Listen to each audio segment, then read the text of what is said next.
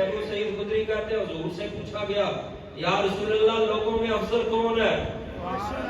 میرے آقا نے فرمایا وہ مومن جو اپنی جان اور اپنے مال سے راہ خدا میں جہاد کرتا ہے. راہ خدا میں تیرے نام توار دیا جنی میری عمر.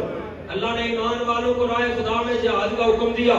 فرمایا ایمان والوں جب تم کسی دستے سے مقابل ہو تو ثابت قدم رہنا. جنگ لازم ہو تو لشکر نہیں دیکھے جاتے. 2.25 سال ہو گئے فلسطین کے عاشقان رسول جم کے کھڑے ہیں.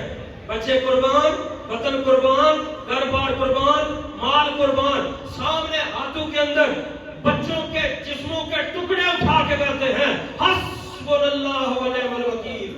حسبی اللہ، یا اللہ تو ہی ہمیں کافی ہے، یا اللہ تو ہی ہمارا مددگار ہے، یا اللہ تو ہی ہمارا کارساز ہے. جنگ لازم ہو تو لشکر نہیں دیکھے جاتے. آج 2.25 سال بیت گئے. تاریخ کے اندر ایسا ظلم نہیں ملے گا جو ظلم ہو رہا ہے. اللہ نے ان مجاہدوں کی شان کو بیان کیا ہے قرآن کے اندر. اللہ نے فرمایا ایمان والو جب تم کسی دستے سے مقابل ہو تو ثابت قدم رہنا. اسلام نے اپنے ماننے والوں کو یہ یقین دلایا